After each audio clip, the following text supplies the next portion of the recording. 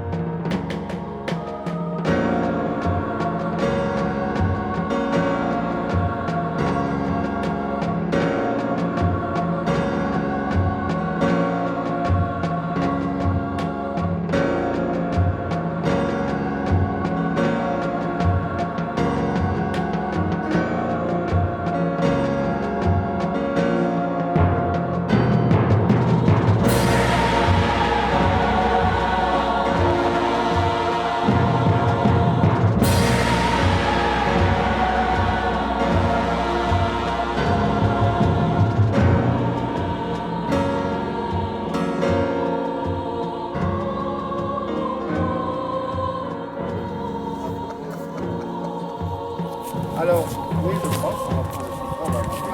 C'est comme ça. Vous demandez, vous.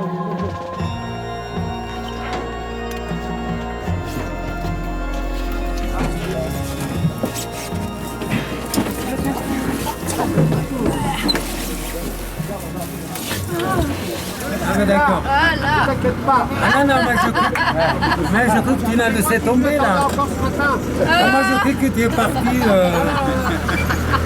à Malgata. Tu t'es dit bon, ils vont, ils se débrouillent. En tout cas, c'est vrai que le temps est agréable. Hein. Hein, il fait bon, hein. Il ne fait pas trop chaud finalement. Non, il y a du vent, Hein. il y a de l'air. Oui, il y a de l'air. C'est vrai que C'est pour répéter le gros plan. Magnifique. Ah.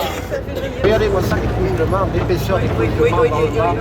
On retrouve un peu, c'est des stratigraphies de marbre. Ça a beaucoup été un problème pour Der El Bahri, vous savez, parce qu'on a toute une zone de marne qui est juste au-dessus du temple, là aussi. Hein. C'est ce qui avait conduit à des effondrements, hein, parce que quand il y a des pluies torrentielles, ces marnes-là ont tendance à gonfler. Et alors elles entraînent une pression sur la structure calcaire qui est juste au-dessus, et ça fait tomber les blocs entiers. C'est pour ça que la toiture de Der El Bahri a été obligée d'être entièrement refaite. Et elle a été refaite pour supporter encore d'autres. Oui, bah oui, parce qu'ils ont obligé de faire ça en béton. Hein. C'est du béton. Hein. Oui, les Polonais ont employé beaucoup de béton. Oui, non, mais là Enfin, c'est pas pour rien. non, là c'était une obligation quand on voit l'état des sites. Bon, alors voilà. Voilà, donc nous sommes alors aujourd'hui dans le cadre de ce troisième jour. Donc nous avons le site de Der El Bahri et ensuite le temple de Séti Ier à Gourna. Donc là nous sommes aujourd'hui, maintenant à Der El Bahri. Der El Bahri, donc le nom de Der El Bahri, c'est un nom évidemment qui a été apporté assez tardivement au site. Hein, c'est le couvent finalement, le couvent du Nord. Hein.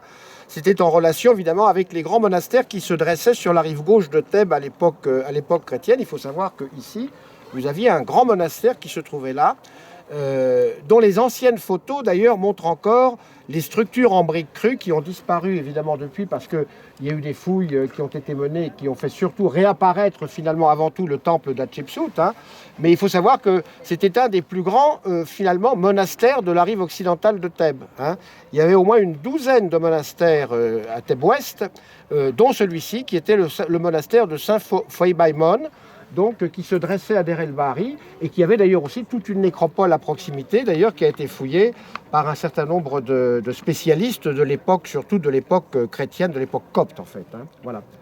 Alors le monument que vous avez là donc, est un monument qui a été construit au XVe siècle avant notre ère, hein, sous le règne d'Hatchepsout. Alors il faut peut-être que je vous dise un petit peu parce que là on est ce règne d'Hatchepsout, il couvre, si vous voulez, il part de 1479 jusqu'à 1457, c'est-à-dire que finalement, il s'étend sur à peu près 22 années de règne, en fait, hein, le Hatshepsut. Alors, ce qu'il y a, c'est qu'il faut essayer de mieux comprendre un petit peu la famille et comment s'est organisé un petit peu ce règne, parce qu'il faut savoir que dans l'histoire égyptienne, il est assez particulier. Alors d'abord, vous savez que Hatshepsut, finalement, était la fille aînée de Thoutmôsis Ier et de la reine Ahmès. Alors, ce couple, Thoutmôsis Ier et Ahmès, que vous représentez aussi d'ailleurs dans le contexte du temple, finalement, ont eu surtout deux enfants et deux filles. Hein. Hatshepsut, qui était l'aînée, et puis une autre princesse qui est née beaucoup plus tard et qui était la petite Néferu-Biti, d'ailleurs qui disparaît très vite. On sait qu'on perd sa trace assez rapidement. Hein. Donc, voyez-vous, on a surtout deux filles. Il faut savoir aussi que Thoutmôsis Ier n'a pas eu comme seule épouse Ahmès. Ahmès, vous la verrez d'ailleurs aussi représentée dans le cadre de ce temple. Elle apparaît à plusieurs reprises, et notamment dans les scènes qui concernent la théogamie, mais j'y reviendrai tout à l'heure. Hein. Thoutmôsis Ier a eu une autre épouse qui n'était pas une concubine, hein, qui était une véritable grande épouse royale, donc qui avait pratiquement les mêmes titres, exactement les mêmes titres que, en fait, Ahmès. Hein. Cette autre épouse, c'est Mout-Néfret. Alors, Mout-Néfret, elle est connue aussi à travers certains reliefs qui existent dans le temple d'Er el-Bahri, et notamment dans la partie sud, qui était consacrée finalement aux chapelles de la famille royale. Et elle est connue aussi à travers une très belle statue qui se trouve aujourd'hui au musée du Caire, et qui provient d'un petit édifice qui se trouvait au sud du Ramesséum, qui est la fameuse chapelle de Ouadjmès. Et dans cette petite chapelle, il y a un culte qui avait été mis en place, à la fois pour célébrer Mout-Néfret, pour célébrer Thoutmôsis Ier, et pour célébrer les enfants qui étaient nés de ce couple. Alors, de ce couple, Thoutmôsis Ier, Mout-Néfret, vont naître notamment un roi qui va être Thoutmôsis II. Ce Thoutmôsis II, à un moment donné de sa vie, bien sûr, va épouser Hatshepsut. C'est-à-dire qu'il épouse sa demi-sœur. Sa demi-sœur, puisque ce n'est pas la même mère. En fait, hein. Alors, ce couple, Hatshepsut, Thoutmôsis II, va donner naissance encore à une fille. Ce qui n'arrange pas les choses pour la dynastie, parce qu'on attend un prince, un roi régnant. C'est Néferouré. Néferouré, la petite princesse Néferouré, vous la connaissez certainement très bien, parce qu'on la voit surtout représentée avec son précepteur, c'est-à-dire Senenmut, qui a été finalement un personnage très important durant le règne d'Hatshepsut, et c'est à lui que Hatshepsut avait confié surtout, si vous voulez, eh bien, l'éducation de sa fille Néferouré. Thoutmôsis II épouse Hatshepsut, donne naissance à Néferouré, mais Thoutmôsis II épouse une autre grande épouse royale. Donc voyez-vous, il y a encore un deuxième mariage ici, et ce Thoutmôsis II va épouser Isis, la reine Isis. Cette reine Isis, sachez-le, n'est pas non plus une concubine. C'est une dame importante qui elle-même va avoir le titre de grande épouse royale. Donc finalement, voyez-vous, on est dans un milieu essentiellement royal. Ahmès, Mout-Néfret, Isis sont des grandes épouses royales et leur titulature nous le dit en fait. Alors avec Isis, Thoutmôsis II va avoir cette fois-là un garçon. C'est un prince qui va naître. Et c'est le futur Thoutmôsis III. Alors, à la mort de Thoutmôsis Ier, donc Thoutmôsis II, bien entendu, va monter sur le trône. Il va donc régner pendant quelques années.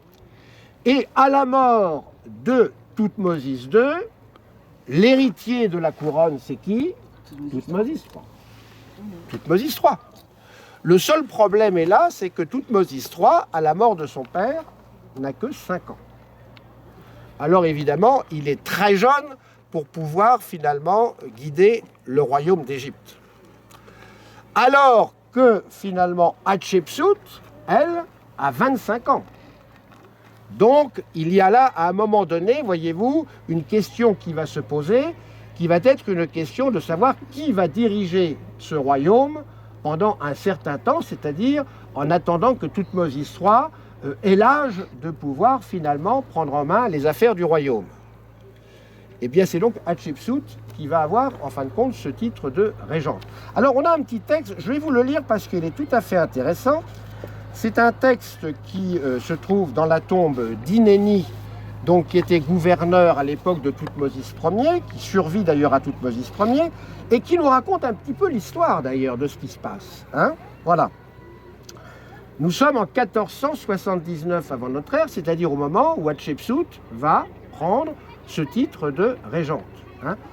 Et alors le texte qui est dans la tombe d'Inéni nous dit « Le 4e jour du 1er mois de la saison des récoltes, hein, son fils, Thoutmôsis III, prit sa place en tant que roi des deux terres et régna sur le trône de celui qui l'avait engendré, c'est-à-dire Thoutmôsis II.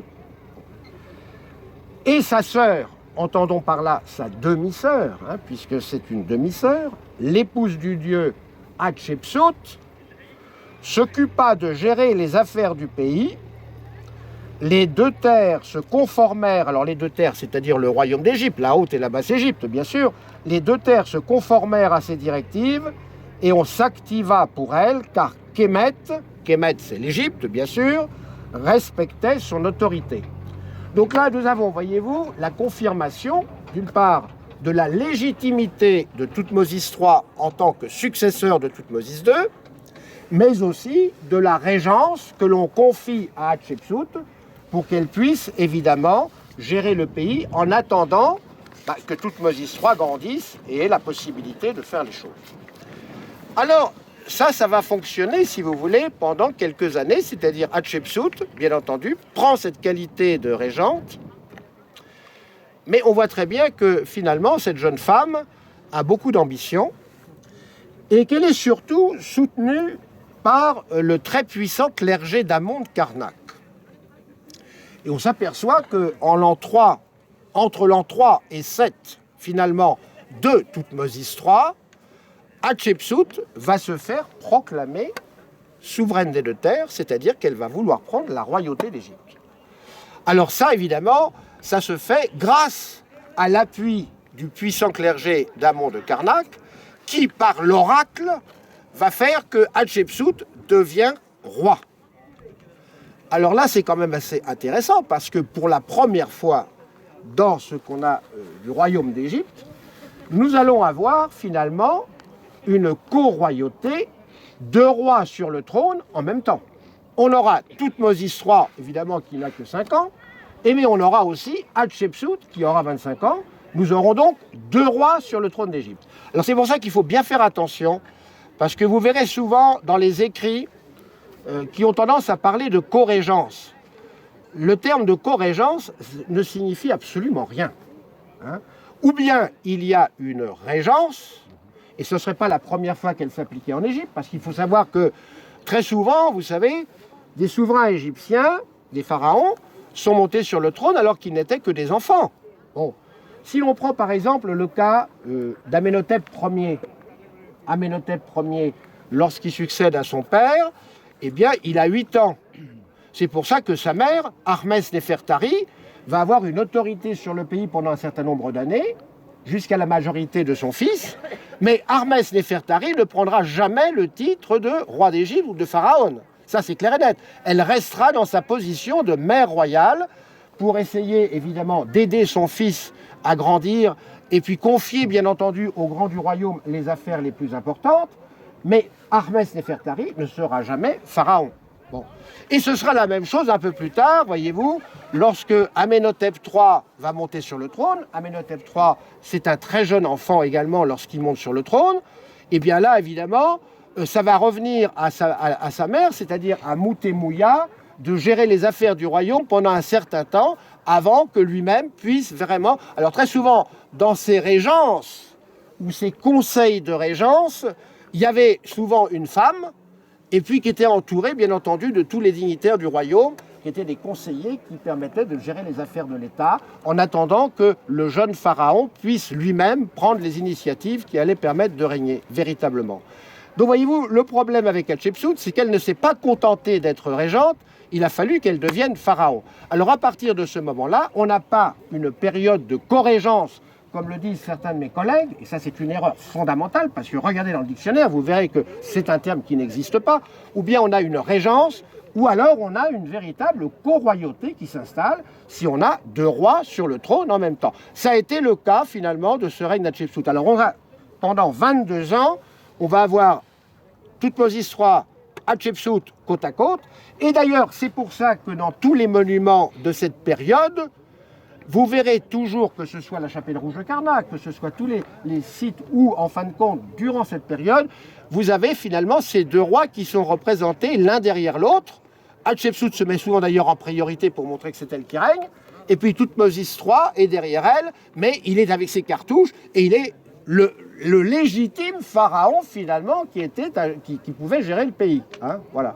Donc pendant les 22 ans avant la disparition d'Hatshepsut, on a donc ces deux rois qui sont côte à côte. Et puis alors après, lorsque disparaît Hatshepsut en l'an 22 du règne, là, Thoutmôsis III se retrouve seul. Il retrouve alors sa légalité totale pour agir en tant que pharaon. Et il a encore tout un ensemble d'années à gérer. Et c'est là qu'il va d'ailleurs même entreprendre toute une série de campagnes en Asie, puisqu'il va jusqu'à conduire entre 25 et 27 campagnes asiatiques, des campagnes militaires. Hein. Et là, il le fait à titre tout à fait personnel. Donc là, c'est son règne, en quelque sorte, son règne personnel, donc entre l'an 22 et puis, bien entendu, sa mort, mais qui intervient quelques décennies plus tard. Alors à partir de là, bien sûr, Hatshepsut souverain, grâce évidemment au clergé d'Amon de Karnak. Il faut savoir que là, et vous savez, c'est un règne très important pour l'histoire de l'Égypte ancienne, ça, parce que c'est là où on voit finalement la collusion qu'il y a eu à ce moment-là entre deux pouvoirs, un pouvoir royal et un pouvoir sacerdotal. Et c'est là où on se rend compte aussi que Hatshepsut a été très favorable au pouvoir ammonien, et elle lui a donné une chance extraordinaire pour que ce clergé devienne de plus en plus puissant. Ce qui va d'ailleurs conduire Amenophis IV, un peu plus tard, à intervenir pour rétablir finalement ce pouvoir royal. Parce que vous savez, quand on parle d'Amenophis IV, on parle surtout de cette révolution dite religieuse. Bon. Mais derrière cette révolution religieuse, il y a surtout une révolution politique, c'est-à-dire qu'on voit qu'à ce moment-là, le clergé d'Amon a pris une telle puissance que le pouvoir royal est menacé dans sa constitution. Donc là, Amenophis IV doit intervenir et donc imposer de nouveau, finalement, son véritable pouvoir royal. Et c'est pour ça qu'il va menacer le clergé d'Amon et qu'il va même installer dans Karnak un certain nombre de monuments, voyez-vous, pour montrer que c'est d'abord lui, en tant que non seulement pharaon, mais en tant que grand prêtre également, qu'il peut faire ce qu'il doit faire pour la royauté égyptienne. On revient à une royauté qui est d'ailleurs beaucoup plus solaire. Il ne faut pas perdre de vue que les pharaons étaient tous des fils de Ré. Hein. Et avec Hatshepsut, on sent très bien qu'on bascule vers le clergé ammonien. Elle se réclame comme étant la fille d'Amon, voyez-vous, donc c'est déjà quelque chose qui change les choses. Et puis alors, ce qui est quand même assez intéressant, c'est qu'elle s'installe même dans Karnak. Hein. Le palais d'Hatshepsut se trouve pas très loin de Karnak, etc. Donc on voit qu'il y a une véritable confusion, enfin pas confusion, mais vraiment une volonté, si vous voulez, de rentrer dans ce clergé d'Amon et de le laisser faire ce qu'il souhaite faire finalement. Donc là, il faut dire que c'est une première grande menace pour la royauté égyptienne. Alors, durant le règne d'Hatshepsut, c'est un règne finalement qui est quand même assez glorieux, ne serait-ce que par le fait que cette femme qui avait certainement beaucoup d'ambition, était certainement aussi très intelligente, et elle a entraîné évidemment tout un ensemble, si vous voulez, de dignitaires qui étaient proches d'elle, qui l'ont suivi, admirablement suivi d'ailleurs, et qui ont permis un grand nombre de très belles réalisations sur le plan artistique en Égypte.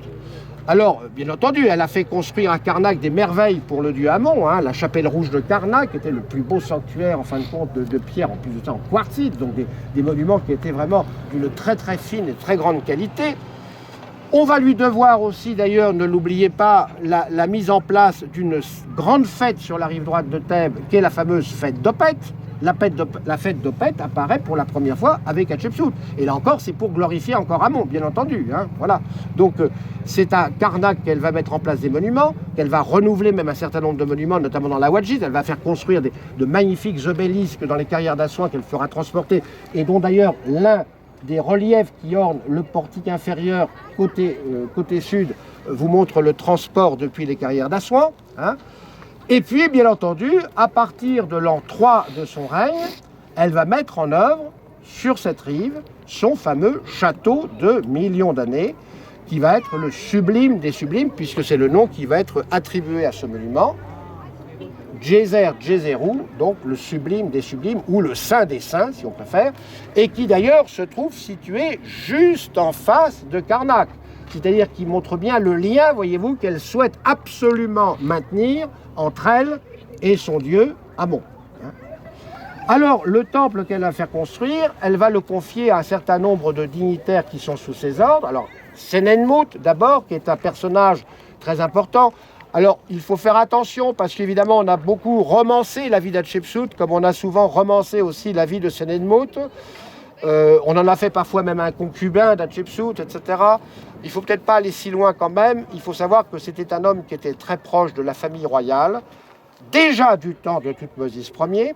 Donc c'était un dignitaire dont les parents eux-mêmes avaient été au service de la cour royale. Donc c'était un intime de la cour royale. C'est quelqu'un qui était un fonctionnaire un petit peu hors norme, dans le sens qu'il appartenait à ces grandes familles de hauts commissaires, enfin, hauts commis de l'État. Vous savez, c'est des gens qui étaient très accrochés à l'État égyptien, qui travaillaient le mieux possible, finalement. C'était de fidèles et zélés serviteurs. Ils étaient vraiment au service de leur pharaon. Ils faisaient tout ce qui était nécessaire.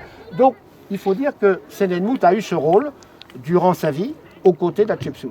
Alors, c'est lui qui a été, évidemment, l'un des grands patrons au niveau de la construction du temple de Der el-Bahri, ici même. Mais il n'était pas le seul, hein, parce qu'il y avait d'autres importants courtisans, dignitaires de la couronne qui étaient à ses côtés, notamment un certain Apouséneb, qui avait le rôle de gouverneur de la ville, en plus de ça. Hein, et Apouséneb a été aux côtés de Senenmut pour aussi mettre en œuvre ce temple, comme d'ailleurs il a été aussi choisi pour mettre en œuvre la fameuse tombe d'Hatshepsut dans la vallée des rois, qui, elle, est un projet qui est surtout réalisé à partir de l'an 7 du règne. Hein. Alors, à Der el-Bahri, on va donc construire ce temple à partir de l'an 3.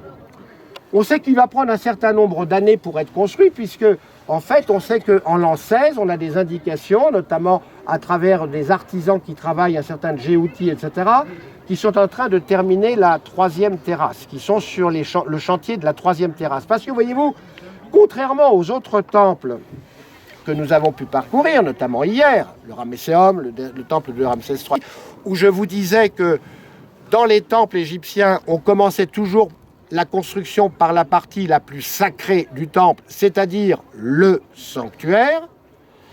À Der el-Bahri, il faut savoir qu'on a fait un travail un peu à l'inverse, à l'envers en quelque sorte, puisque le sanctuaire est creusé dans la montagne thébaine, donc en haut de la 3e terrasse, et que pour atteindre cette 3e terrasse, il fallait déjà faire les étages inférieurs, si vous voulez, pour progresser vers le sanctuaire. Donc, voyez-vous, le programme, le chantier a été mené assez différemment des autres chantiers. Alors, avec certaines, bien entendu, comme vous pouvez le voir, parce que là, le site a été choisi pour son extraordinaire beauté. Hein. C'est un cirque avec ces montagnes qui sont tout autour, c'est une sorte de colonne de pierre, voyez-vous. Donc, le temple s'incruste en quelque sorte dans cette montagne, et c'est ce qui lui donne cet effet assez exceptionnel que n'ont pas les autres temples égyptiens. Alors c'est un temple qui est construit avec des terrasses successives, voyez-vous. Il y a une première terrasse au rang inférieur, il y a une rampe magistrale qui permet d'accéder à une deuxième plateforme, elle-même avec évidemment des portiques de part et d'autre. Et puis de nouveau, un escalier qui monte vers la 3e terrasse, voyez-vous, avec un portique sur toute la longueur, et puis qui donne accès à une cour intérieure qui mène elle-même au sanctuaire rupestre, hein, puisque le sanctuaire est un sanctuaire rupestre. Bon. Au 2e étage, ce qui est intéressant aussi, c'est de voir qu'à droite, vous aviez une chapelle à l'extrémité droite qui était consacrée surtout au dieu Anubis.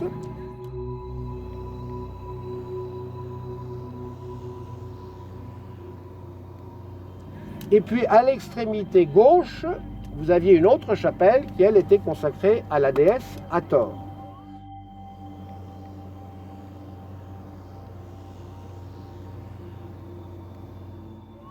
Alors, l'architecture, évidemment, elle est assez étonnante parce que, voyez-vous, ce sont des séries de portiques qui se succèdent avec très souvent, en avant, des images de la reine qui est représentée sous l'aspect de piliers osiriaques.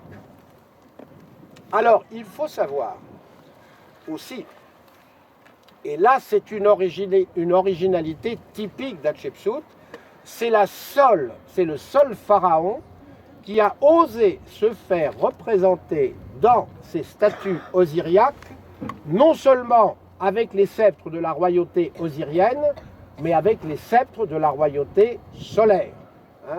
Elle a, voyez-vous, dans les mains, non seulement le Néher et le Eka, qui sont les deux sceptres de la royauté d'Osiris, que tout pharaon tient en main.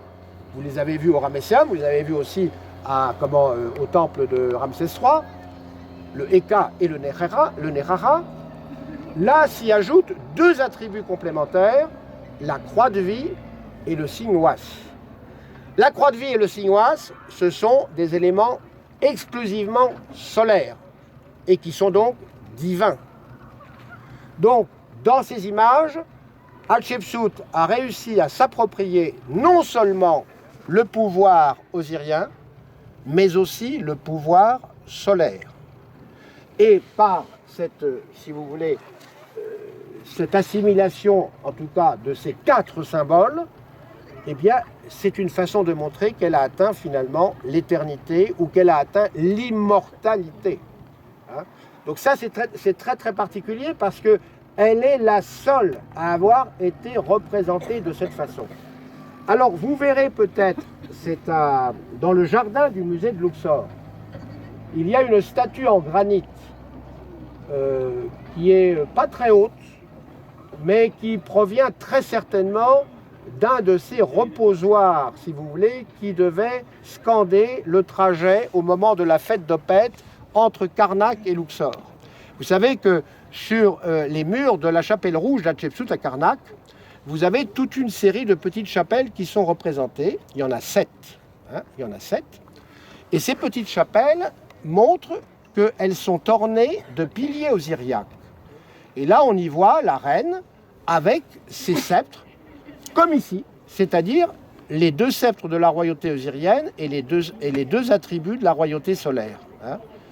Alors c'est vrai que dans le jardin du musée de Luxor, on attribue ce colosse à Ramsès II tout simplement parce qu'il y a un texte de protocole sur le corps et on pensait qu'il était de Ramsès II.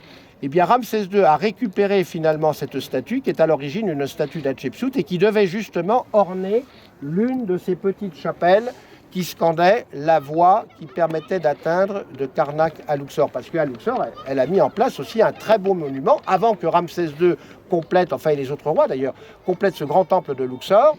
Il faut savoir que le premier monument qui se trouvait là était un monument d'Hatchepsout, et c'était l'aboutissement finalement de ce périple d'Amon de Karnak vers Luxor, pour la fameuse belle fête d'Opet, la fameuse fête d'Opet qu'elle avait justement instituée durant son règne.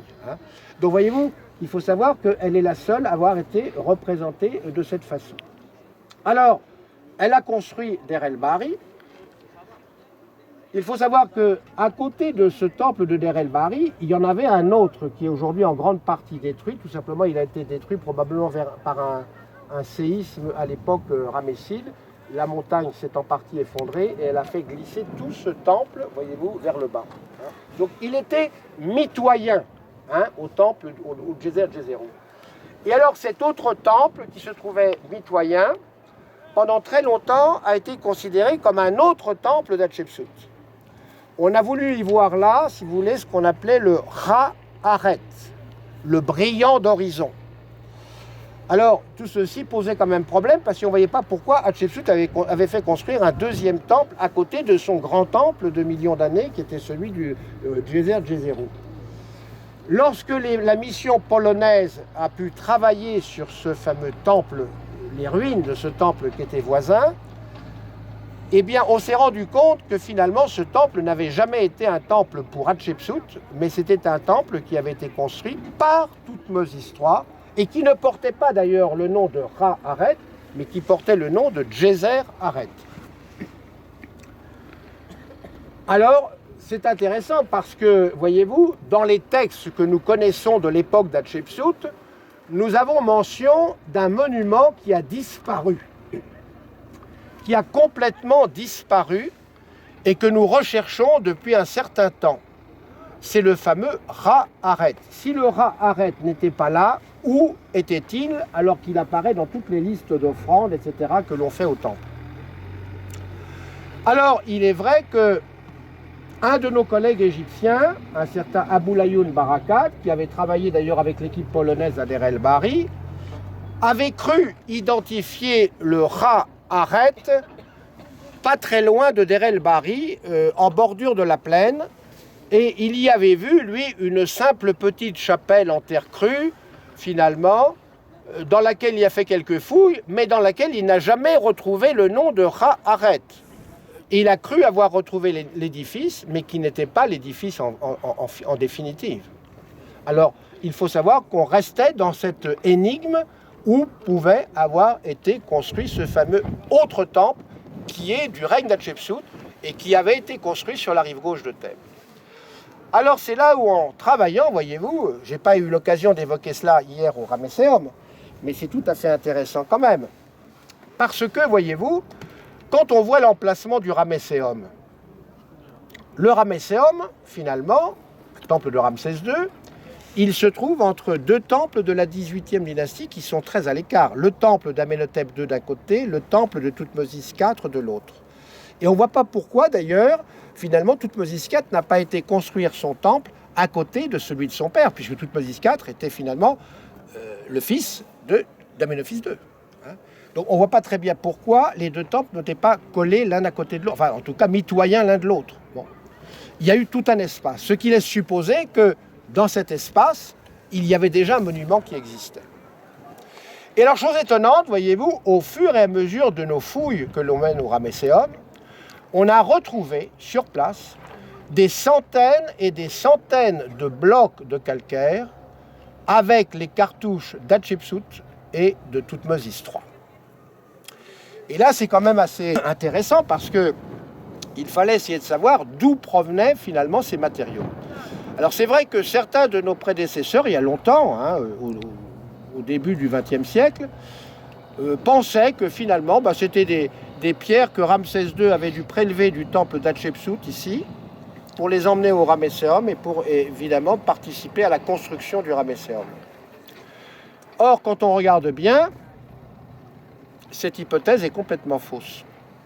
Tout simplement parce que parmi les blocs que nous avons enregistrés au Ramesséum et qui portent ces cartouches de Thoutmôsis III et d'Hatshepsut, eh bien nous avons la mention du Ra-Aret.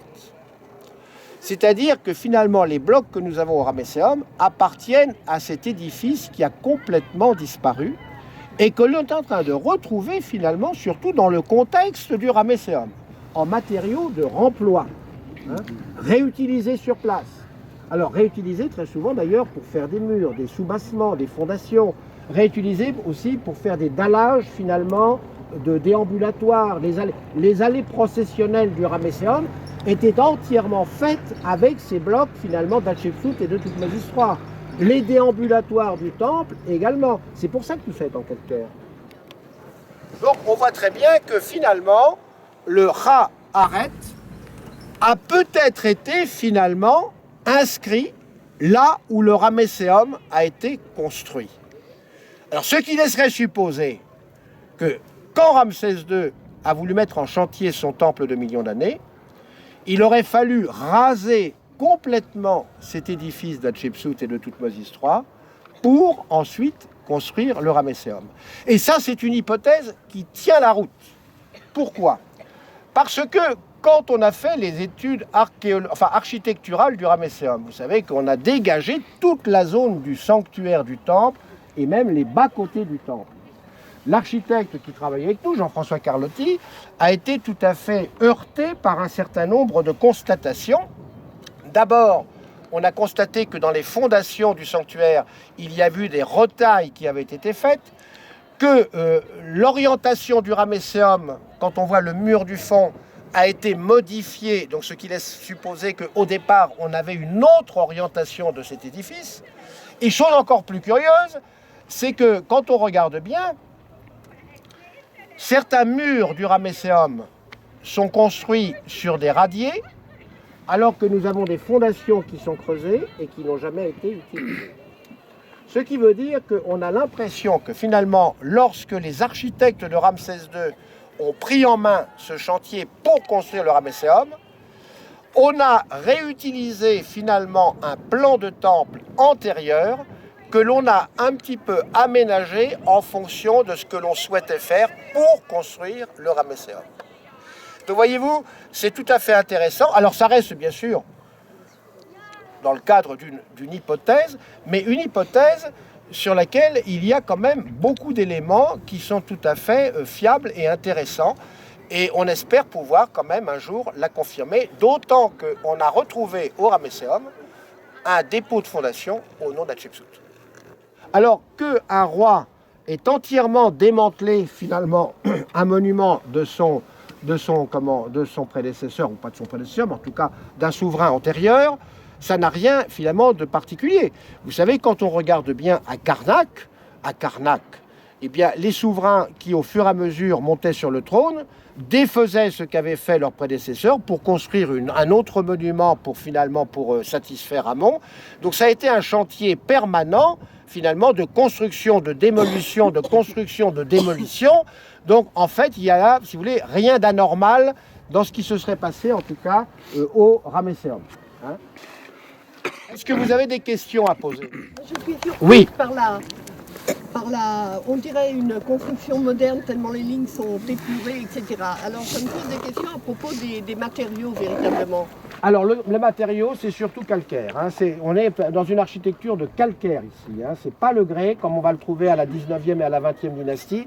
Vous êtes surtout dans une architecture de calcaire, et alors un calcaire apparemment qui a été, si vous voulez, qui vient de carrières locales. Donc c'est pas un calcaire d'ailleurs de très très bonne qualité, et vous le verrez d'ailleurs au fur et à mesure où vous progresserez dans l'édifice.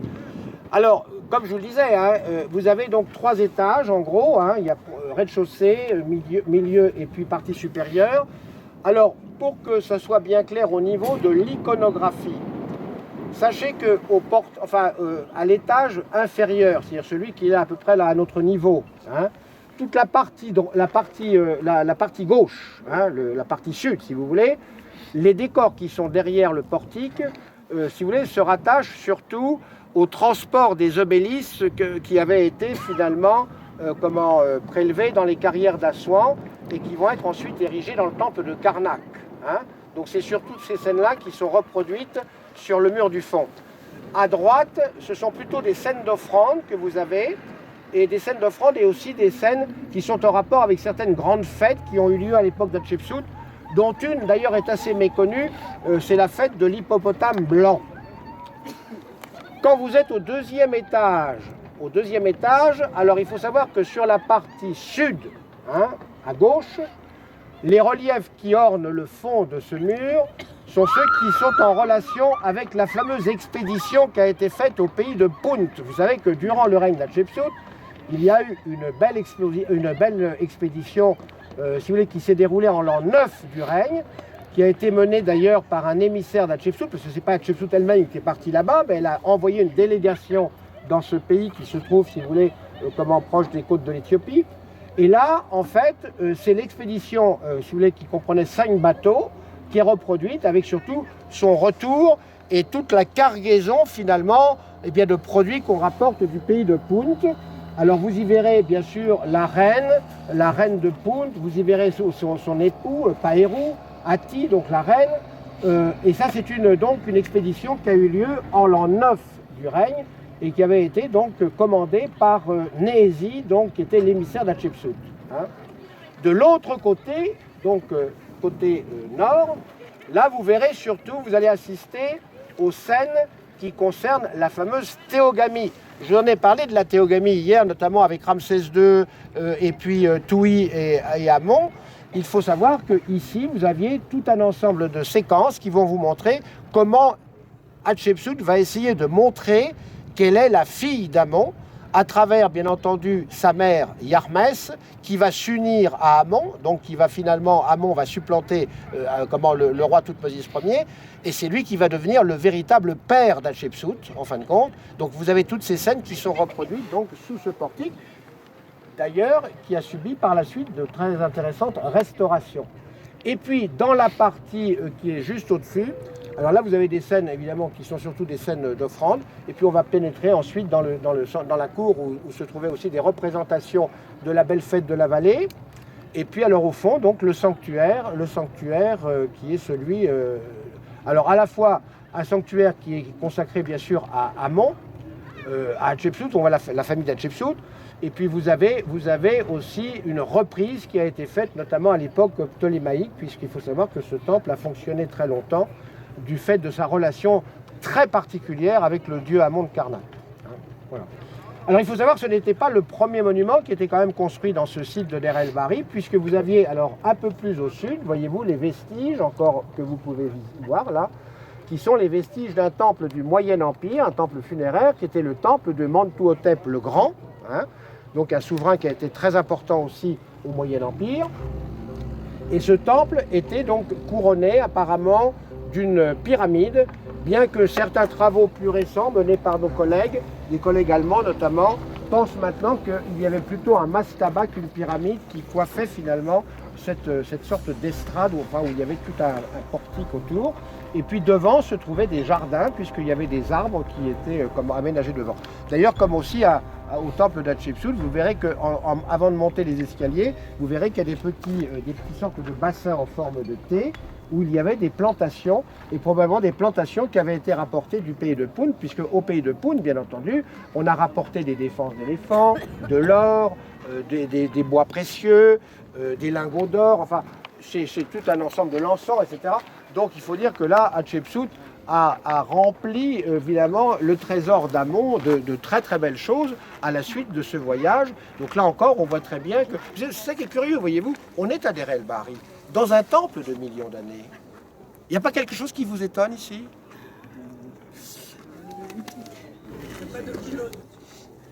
Alors, il faut savoir qu'il y avait quand même une très grande allée processionnelle qui rejoignait le temple de la vallée et où Amon accostait au moment de la belle fête de la vallée. Mais il n'y a pas de complexe économique et administratif. C'est ça qui manque. Pourquoi? Tout est là-bas. Elle a tout donné à Amon. Voyez-vous, c'est ça qui est important, parce que quand on va voir ce qui se passe à la fin de l'époque ramesside, c'est le clergé d'Amon qui reprend tout en main. Et c'est lui qui a les plus grosses richesses. Donc là, il y a vraiment une connivence extraordinaire qui s'est produite entre Hatshepsut et le clergé d'Amon.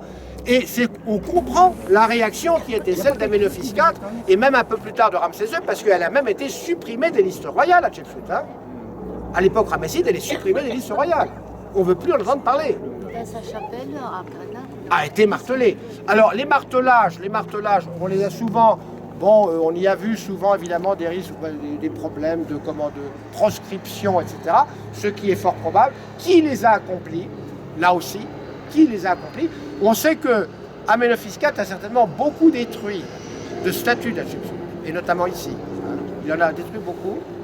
Donc il a été un des premiers certainement à s'attaquer finalement à l'image de cette reine, parce qu'on considérait qu'elle avait compromis finalement la royauté égyptienne par justement son influence et l'influence que le clergé d'Amon avait pu avoir sur elle.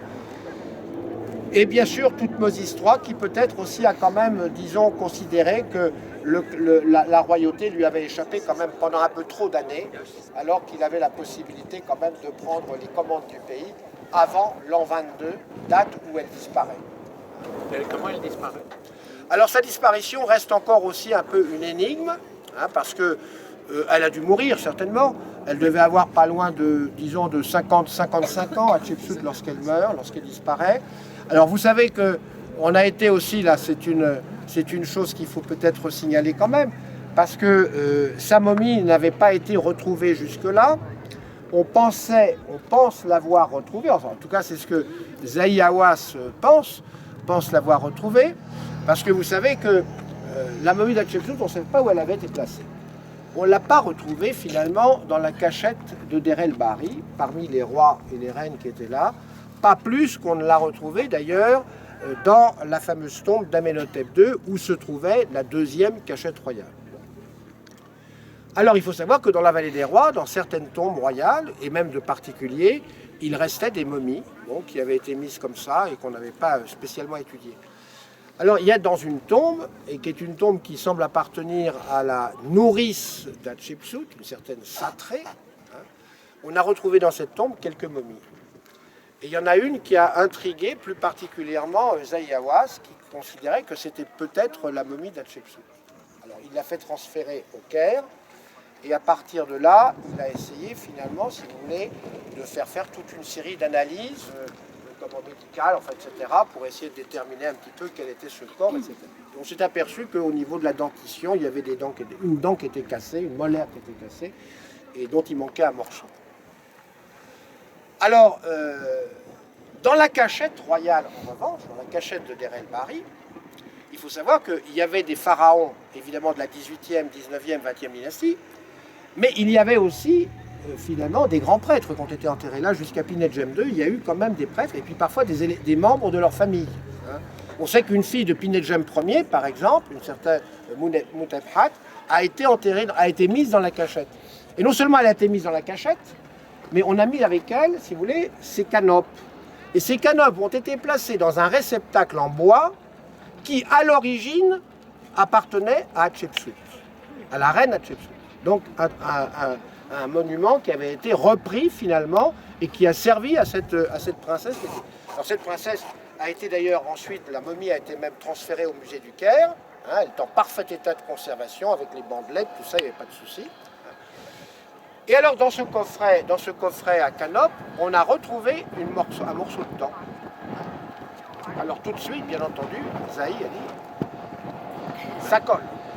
Donc c'est bien Hatshepsut. C'est Hatshepsut. Alors on en est resté là. Comme le réceptacle à canope a été réutilisé par cette princesse Muntefhat, il aurait fallu examiner la dentition de Muntefhat qu'on a au musée du Caire, et ça n'a pas été fait. Alors on aimerait bien savoir s'il ne manque pas non plus une moitié de dent à la momie de Muntefhat, donc à la fille de Pinedjem Ier, et savoir si finalement cette dent en question appartient à cette princesse ou à cette soi-disant momie d'Hatshepsut.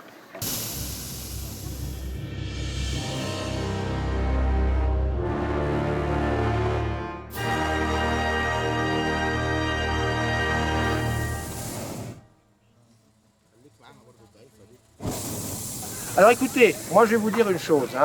Comme je vous disais, les scènes, elles ne sont pas toujours très visibles.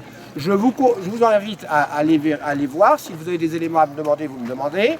Je ne vais pas m'amuser à toutes les commenter, parce qu'on va prendre trop de temps.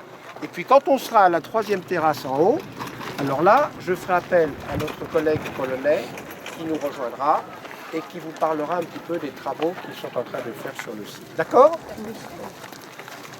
L'an dernier, le Sphinx, monsieur, l'an dernier, le Sphinx n'était pas là. Mais on suppose qu'il y avait un dromos. Ah, il y avait un dromos. Oui.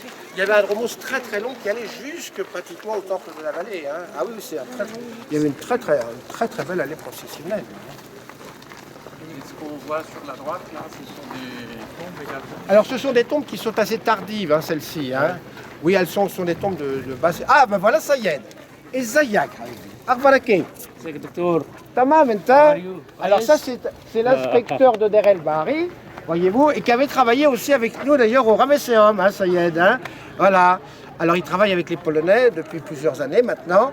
Et puis, alors, تعرف سيد أنا شايف كويس شوية كده وبعدين فوق بعد موجودين فوق ممكن نتكلم زافرنسكي عشان هو شافرنسكي هو موجود ما أنا اتكلمت معه في التليفون أنا اتكلمت معه في التليفون هو وكلامه هيجي هي ويتنج يو كمان يا دكتور bienvenue. Voilà. Comment allez-vous?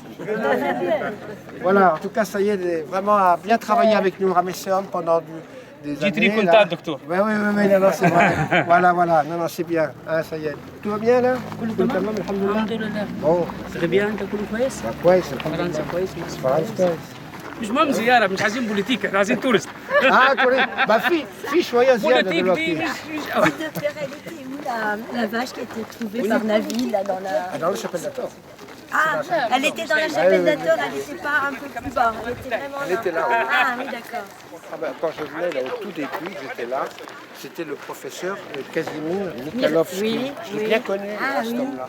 C'était lui qui travaillait là, à la travaillait là, restauration du temple. Hein. Et avant, c'était la maison américaine, là, avant d'être la mission polonaise, la grande... Oui, voilà, tout Ah, à fait. c'est Oui, ça, oui. hein. Bah, c'est eux qui s'étaient occupés d'ailleurs de la restauration du premier portique, en fait. Hein, le premier portique. Puis après ça, les Polonais ont pris le relais. Alors c'est vrai que, bon, très souvent, leur restauration a été un peu contestée, que c'est une reconstruction du temple. Mais vous savez, il faut quand même partir du principe que tout ça s'est décidé dans les années 60. Vous savez, les années 60, c'est les années de Nasser, du président Nasser. Alors à l'époque de Nasser, il y avait quand même de très très bonnes relations amicales, notamment avec les pays de l'Est, hein, et notamment avec la Pologne. Alors évidemment, à ce moment-là, on était dans la démantèlement, reconstruction d'Abou Simbel, c'était la sauvegarde des monuments de la Nubie, tout ça. Donc on attachait beaucoup d'importance finalement à la renaissance de ces sites archéologiques égyptiens. Alors Deir el-Bahari était dans un état quand même assez lamentable, hein. Il faut dire que tout était tombé, il faut dire que la montagne s'était en partie même effondrée sur le temple, tout ça. Donc il y a eu une convention qui a été signée à cette époque-là entre la Pologne et l'Égypte, une sorte de grand contrat culturel, si vous voulez, où les Polonais avaient en charge finalement la restauration du temple de Deir el-Bahari. Alors ils ont fait un projet qui a été soumis au gouvernement égyptien, approuvé par le gouvernement égyptien, ce qui veut dire qu'il n'y avait pas de contestation possible sur ce que vous voyez là aujourd'hui. C'est ce qui a été proposé aux Égyptiens, qu'ils ont accepté. Donc évidemment, ça peut donner l'impression d'être une reconstruction du temple, mais d'un autre côté c'est ça, ou alors on n'en avait plus qu'à figer la ruine, si vous voulez, mais c'était un peu dommage. Donc là, c'est une façon de faire revivre quand même ce monument qui est assez, il faut le dire, exceptionnel par son originalité surtout. Hein, par son originalité. Est-ce que tout était écroulé là? Ah oui, il y avait beaucoup quand de on voit parties. les photos, Les parties supérieures. Oui, tout ça. Bah, vous savez, comme je le disais, hein, c'est ça qui est terrible ici, c'est que c'est une montagne dangereuse, vous savez, la montagne de Deir el-Bahari, parce que vous avez cette énorme carapace de calcaire, hein, ça c'est la formation de Thèbes, hein, ça c'est une formation donc quaternaire, et puis juste en dessous, vous voyez, vous avez cet énorme banc de marne. Tout ça c'est des marnes. Ah bah là, c'est-à-dire que là, il suffit qu'il y ait des pluies torrentielles, ces marnes-là deviennent des éponges, elles absorbent l'eau, et puis elles vont entraîner un phénomène de contrainte et de contrainte qui fait que là-haut, ça se détache et ça tombe. Donc ça c'est terrifiant, vous savez. Et c'est pour ça que lorsqu'ils ont dû refaire le toit de la dernière terrasse, il a fait le faire en béton armé pour s'assurer que s'il y a des blocs... Tiens, regarde, ازيك regarde. مستني عشان انت كمان. اخبارك ايه؟ كويس؟ انا استنى انت تخلص Voilà. كلام. اخبارك ايه؟ تمام؟ Lui, c'est lui qui nous a aidés au moment où on a relevé dans la deuxième cour du Ramesséum le jeune Memnon. Voilà. Voilà. Hein? فاكر؟ ها؟ التمثال بتاع الرمسيوم؟ جينيوس ده. لا واشتغل كويس. لا ما عارف. Bienvenue. Il y a du monde, hein? Donc elle vivait ici. Enfin, elle était plutôt sur notre rive. Elle était sur l'autre, mais elle était à Thèbes. Alors, elle partageait certainement son temps entre différents endroits d'Égypte, mais en tout cas, elle a vécu à Thèbes certainement à un bon moment, oui, bien sûr. Du coup, cet endroit, c'était plus pour... c'était du workshipping amont et... c'était... Ah, mais en tout cas, c'est sûr que la relation qu'elle a eue avec Amon est une relation très très particulière et très dense. Hein. C'est quelque chose d'assez incroyable. Parce que c'est là où on voit qu'il y a eu une menace sur la royauté égyptienne. Est-ce qu'elle a cherché leur soutien parce qu'elle n'avait peut-être pas le soutien du côté de la royauté? Ah bah de toute façon, c'est eux qui l'ont, par l'oracle d'Amon, qui l'a finalement couronné. Oui, c'est ça. Parce qu'elle n'avait pas de raison de monter sur le trône. Non, il y avait un roi. Thoutmôsis III était finalement le roi légitime à la mort de Thoutmôsis II. Alors il était petit, d'accord, mais c'était pas la première fois qu'on assistait à ça dans la royauté égyptienne. Hein. Donc qu'il y ait eu un conseil de régence, on peut le comprendre. Mais de là à prendre le pouvoir, voilà, c'est ça. C'est ce qui lui a permis de prendre le pouvoir. Voilà. C'est ce qui lui a permis de prendre le pouvoir. Alors cette alliance-là, elle l'a fait quand même payer très cher à la royauté égyptienne. Ah oui. Mais elle n'a pas été trahie non plus par la royauté égyptienne. C'est-à-dire, après sa disparition, c'est quand même là où il y a quand même une proscription à son égard. Quand même, après. On détruit ses statues, on martèle un petit peu toutes ces images, on fait disparaître son nom. Il y a quand même une volonté de... Mais a posteriori. Ah oui, a posteriori. Il n'y a pas eu de tentative Je crois que... d'État. Mais non, parce que finalement, d'abord le clergé évidemment était très puissant, donc la soutenait. Ah oui, c'est ça. Là, il n'y avait pas de... Et puis elle était entourée quand même finalement de fonctionnaires royaux qui trouvaient que finalement, c'est une femme qui avait de l'autorité, qui était intelligente. Senenmut a été tout à fait à côté d'elle pendant toute sa vie. A poussé n'importe Donc elle avait l'administration de manière. Oui. Et le fait qu'elle soit une femme, ça n'a pas posé de problème. Il y a eu des femmes qui sont devenues pharaons de toute façon dans la vie. C'est pas la seule. Non, c'est pas la seule. Hein. Parce que si on regarde bien, pour le Nouvel Empire, on a Hatshepsut, mais on a aussi finalement... Vous savez, quand Amenephis IV disparaît, on ne passe pas tout de suite à Toutankhamon. Hein. Il y a un interrègne qui est celui de sa fille aînée, qu'il a épousée d'ailleurs, et qui est devenu roi. Méridaton est devenu roi pendant 3 ans. Ça, on a des attestations de sa royauté. Hein. Donc, deuxième femme. Puis, il y a eu ensuite l'épouse de Séti II, Taouzert. Taouzert, elle est montée sur le trône aussi. Donc, on a quand même plusieurs femmes qui ont eu la capacité d'être pharaon. Oui. Et même avant le Nouvel Empire. Mais des femmes qui restaient, en revanche, dans le champ de la légitimité royale. Royale, oui, voilà, c'est ça. Il était adoubé par le régime. Voilà. Et c'est pas parce qu'il n'y avait pas de fils aîné, c'est pas par défaut. Parce qu'Hatshepsut, c'est pas par défaut, finalement. Par défaut, pas vraiment, parce que je veux dire que Thoutmôsis III est là, il est jeune, quoi, c'est tout, mais c'est pas la première fois que ça arrivait. Donc on pouvait très bien quand même, durant cette période de jeunesse de Thoutmôsis III, assurer une régence du royaume, avec les grands du royaume autour de Hatshepsut, par exemple, qui était la fille fille aînée. Mais est-ce que ça nécessitait qu'elle devienne roi?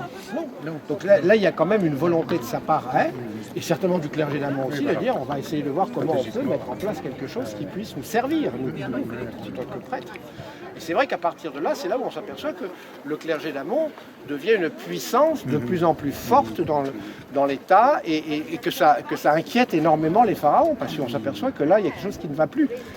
Et vous savez, on voit très bien, au fur et à mesure où les dynasties avancent, on voit très bien que ce pouvoir sacerdotal qui est en face prend de plus en plus de force. Et quand on arrive avec le règne de Ramsès XI, donc le dernier souverain finalement Ramsès XI, en l'an 9 de Ramsès XI, on parle de l'ère de la Renaissance. Tout simplement pour bien marquer que là, le roi, il ne sert plus à rien, c'est le clergé d'amont qui prend le relais et c'est fini. Donc c'est lui qui prend en main les affaires de l'État. Les rois, c'est fini, ils dégagent. Ils partent dans le nord, enfin voilà. Alors il y a une double royauté qui s'installe en Égypte, mais qui sont deux pouvoirs opposés finalement, la royauté du Nord et la royauté du Sud. Et la royauté du Sud, elle est tenue par les grands prêtres d'Amon. Voilà. Donc ils ont réussi quand même à la fin, si vous voulez. Voilà. Ah oui. Oui, parce que vous voyez, ce qui est quand même assez étrange, quand on parle de ces derniers règnes de l'époque ramesside, déjà à partir de la fin du règne de Ramsès III, etc., jusqu'à Ramsès XI, on s'aperçoit que c'est surtout l'institution royale qui pâtit le plus, c'est-à-dire qui est en train de s'appauvrir de plus en plus. Elle a beaucoup moins de domaines agricoles, parce que tout ça est passé finalement, c'est récupéré par les richesses du pouvoir ammonien, parce que quand on regarde bien, les grèves, tout ça, ça a lieu sur la rive gauche, mais sur la rive droite, tout marche bien, Tout marche bien dans le clergé d'amont. Et ça continue à très bien marcher après. Donc on voit très bien que ce sont deux pouvoirs finalement qui s'affrontent à un moment donné par justement un problème de pouvoir et de richesse. Le pouvoir royal s'effondre et le pouvoir clérical, ou en tout cas sacerdotal, prend la relève. Ça c'est clair.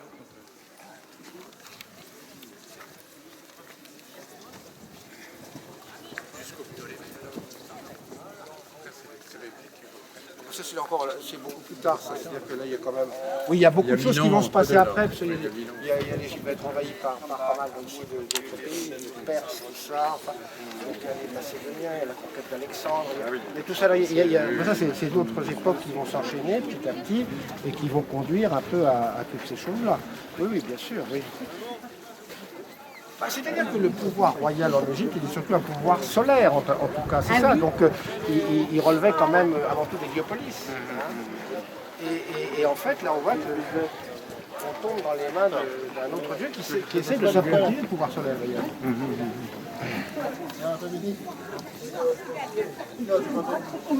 C'est clergé.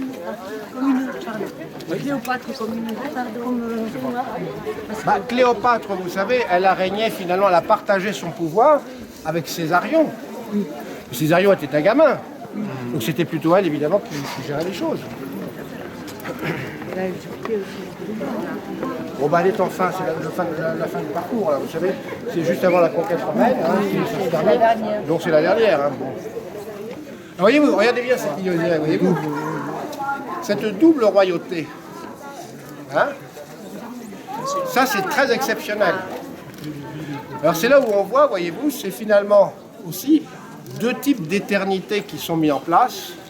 La fameuse éternité Néhé, qui est une éternité solaire, et l'éternité Djet, qui est une éternité osirienne.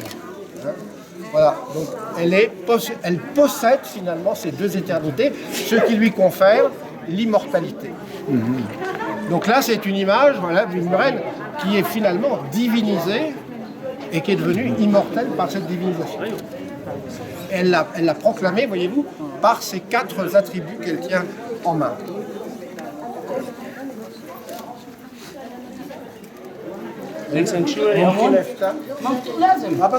عشان دكتور كريستيان Vous لازم allez كله pouvoir rentrer exceptionnellement dans le sanctuaire d'Amon. لازم افتح عشانك انت يا دكتور شكرا قوي سيد. انت كريستيان لازم كبير انت حبيبي من زمان انا اشتغل سوا عشان لبيب كمان لبيب ممكن نجيبه شبرنسكي هو فين دكتور شبرنسكي ben le voilà. How are you? Fine. It is a good opportunity I see you today. Where are you? Very good. Zablonski, fine? Fine.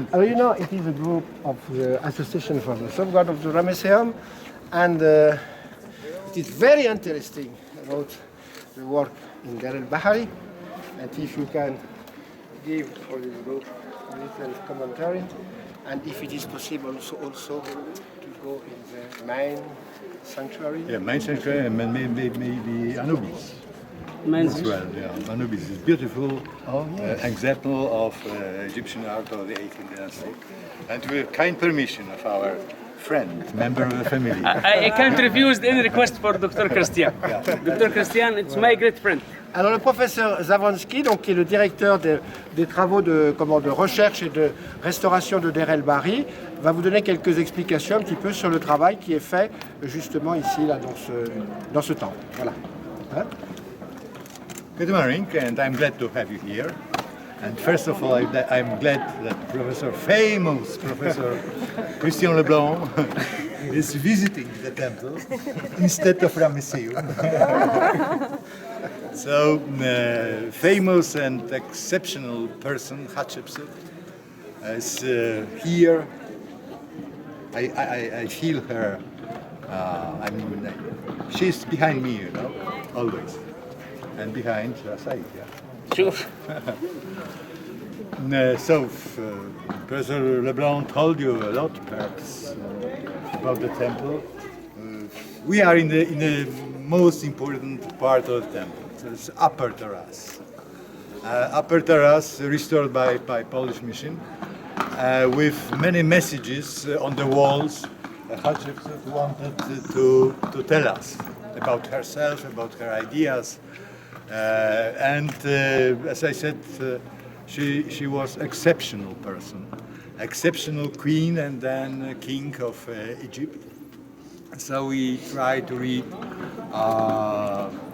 her messages. The main courtyard, the upper courtyard, we call it festival courtyard because there are many festivals on the walls. For example, behind you, on these two walls, we have a beautiful feast of the Djeser Djeser, not beautiful feast of the valley, but after a PhD of one of our colleagues, Yaga, wrote, so we have elements of beautiful feast of the valley, but here, Djeser Djeser, Djeser Djeser means Temple of Hatshepsut, this Egyptian name of the temple. So this is one festival. Another festival, Opet. It's a, I may say, copy of the festival on the other side of the river, from Karnak to Luxor. And for the first time, maybe Hatshepsut invented this feast. And for the first time we have, in this restoration of the wall, very good proof that the feast started in Karnak, in front of the 8th pylon. 8th pylon was built by Hatshepsut. At the time it was the biggest pylon in the world. So the feast started in front of the 8th pylon in Karnak. They go to Luxor and then back with boats to Karnak again. So it is attested here on this wall, in the decoration. This wall, the southern wall, the so-called daily cult. So Hatshepsut in front of Amun, giving him something, receiving strange scene, not complete, but we see King Hatshepsut, because you know from Professor Leblanc that she decided to be king of Egypt. I don't know what is wrong to be a woman. Anyway, I'm joking, of course. She understood that to be man king is better.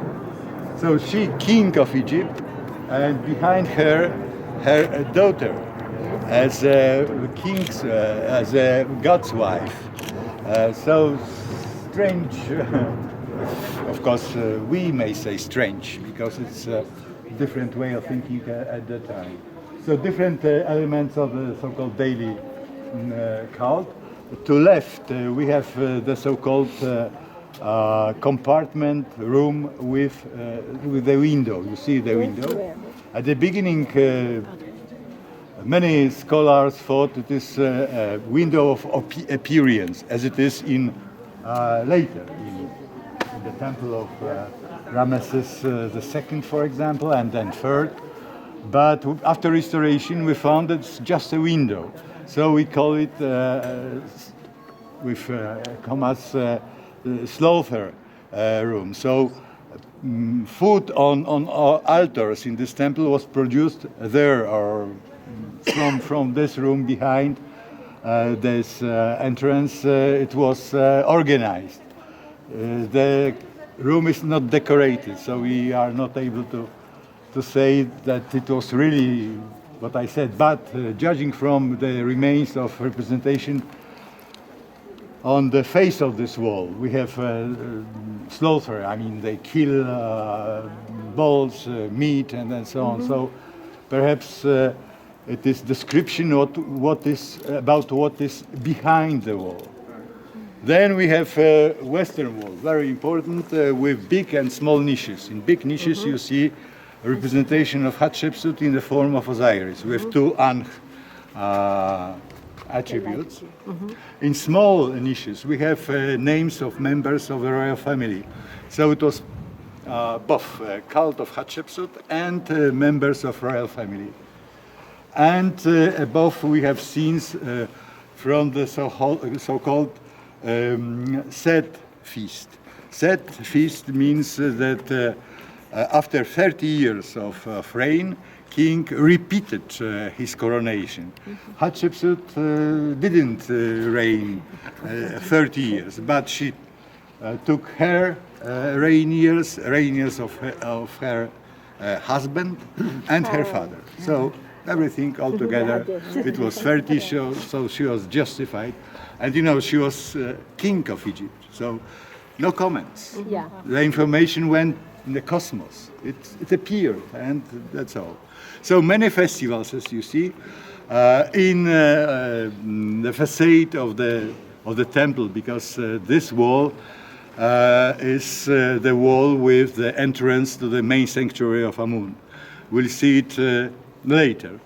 And what is important here, after calculation, measurements of architraves, we found that she decided first to build two complexes. One to the north, it is complex of the sun cult. To the south, complex of the royal cult, where her chapel and her and Thutmose I, her father's chapel, are built. And this is the biggest chamber in the temple. At the same time, she created the second axis. So the main axis is from Karnak to the main sanctuary of Amun. Temple of Amun in Karnak, sanctuary of Amun in the temple. But here, she decided to create additional axis to her own chapel, to her own place of her cult. We marked this third row with this remains of column bases. She added third row to this western part of the courtyard. At the beginning, around us, everywhere, were only two rows, two rows, two rows, two rows. Then she decided to create third row to show the axis. And she moved the columns. Here we have 9 in row, here we have 10, to create the entrance of for this royal cult complex. And she changed the text. It's not important now, not important, but also relief. You know, when you have relief exposed on the sun, so it is sunk relief. And when you have relief inside, so it is high relief. And you see here on this fragment, so at the beginning it was outer row of columns, and it is correct, you see sunk relief. We should put these columns here perhaps, but we left it in this position.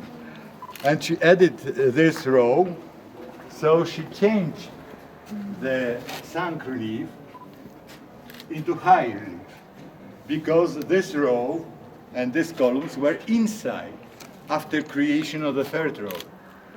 And same with Horus's. So this Horus was in the corner, so it was corner of the second row. So she chiseled Horus. Horus doesn't exist because this column stood inside, and he created another one because of this third row. So, you know, it's my personal impression. Very often she wanted to show I am on the same level with gods. But sometimes it is only an impression, because she was very subtle. She was very delicate with her ideas. It was not a demonstration or something like that. No, just, you know, you see and you decide. So when I decide, I can decide. So I may say she wanted to show I am even more important than Amun-Re. And it was perhaps, there are several examples I show you in the main sanctuary, for example. And it was one of reasons perhaps when the guys on the other side of the river, priests of Amun, they said, Alas, enough. She is crazy, or something like that. Of course, it is something I can say to you, to normal people, but I'm not going to write, because Christian will eat me, you know. I have no arguments, scientific arguments. This is just an impression. So we go inside the main sanctuary, yeah? Thank you. Thank you.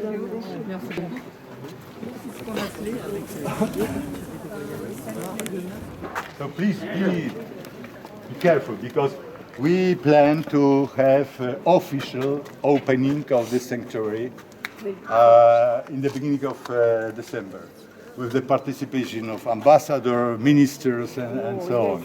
So we create this platform for tourists, because it is opening, but opening for friends, for Christian, for example, and for you, but for normal tourists will be closed. So this is why we construct this. So please follow me inside. And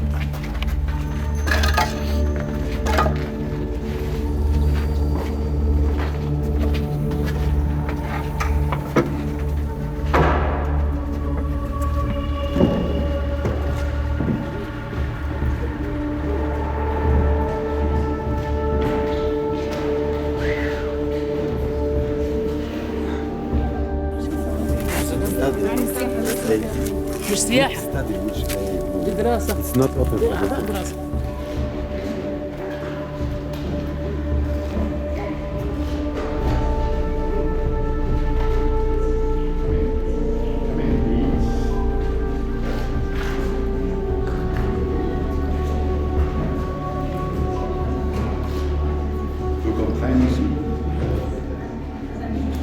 So, we are in the main sanctuary of Amun-Re, which consisted at the time, of Hatshepsut, of two compartments. One, it is the so-called bark hall, and the other, behind me, a statue room. What we see behind the statue room is Ptolemaic creation, centuries later, when they decided to have, so we see it later, decided to have the sanctuary for Inmutes, so Amenhotep, son of Hapu, and Imhotep, two Egyptian scientists, engineers, architects, persons, you know, really like Leonardo da Vinci, for example, because they knew everything. And they became gods in time of Greek time of Ptolemy. Well, but we are in the bark hall. So to the right and to the left, you see a representation of the Amun bark, which came from Karnak. They put it in the middle of this room, and the representation we have on both sides.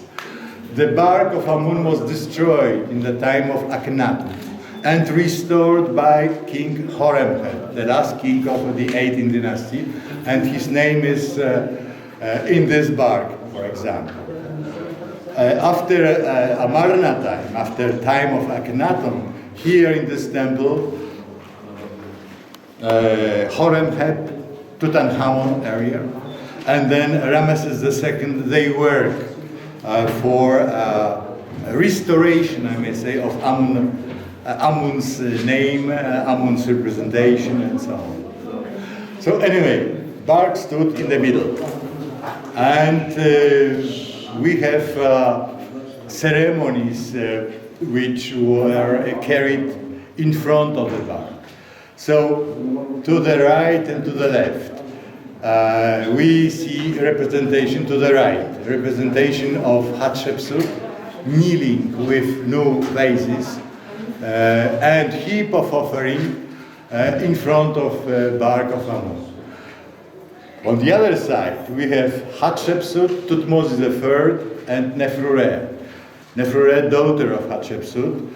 Hatshepsut created a path for her to be king of Egypt.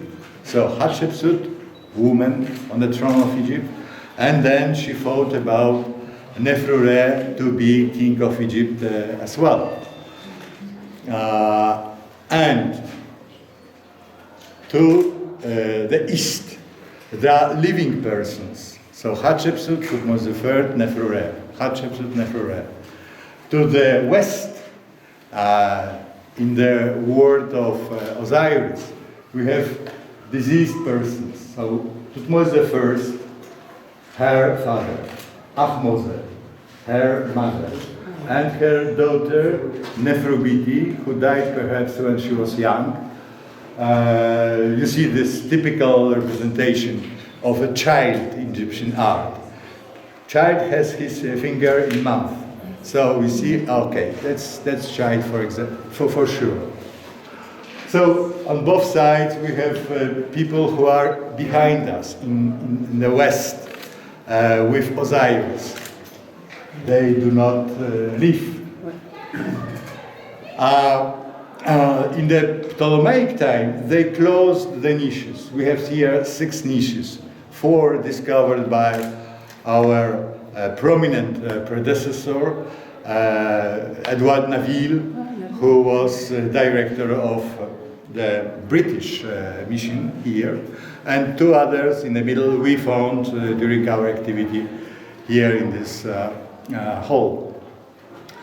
And as you see, in the Ptolemaic time, they destroyed a lot of decoration, here especially. This wall is almost completely destroyed.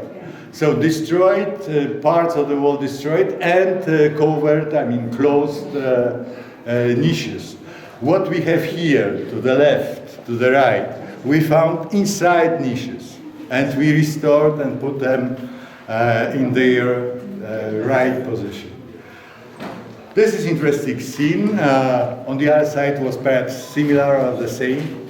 It was possible to restore this scene. This is a so-called Sematawi scene. So unification of Egypt, Upper and Lower Egypt. These 2 gentlemen, very healthy, are here represented under the bark of Amun. So Amun is above the scene. In several places in this temple, Hatshepsut is above Sematawi. So more or less, may say, in the same position as Amun.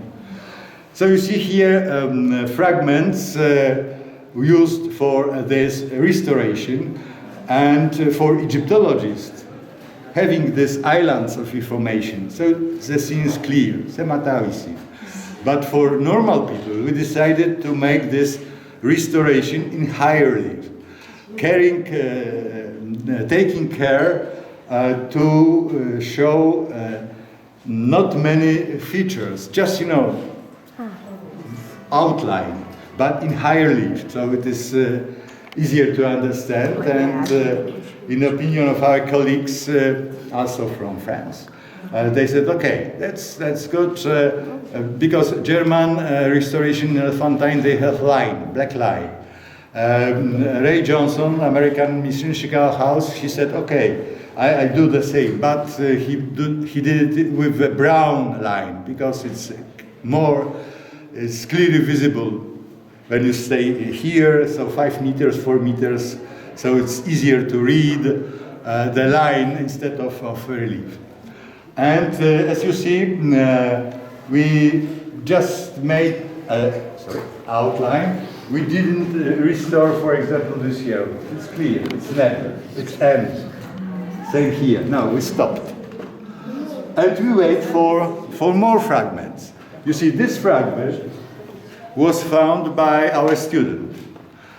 Students are very important members of the mission. And she walked down in the lapidarium on the first terrace, and she just, kicked the stone roll. She took it, look, she brought it here up, and they put it here. So try to kick stones.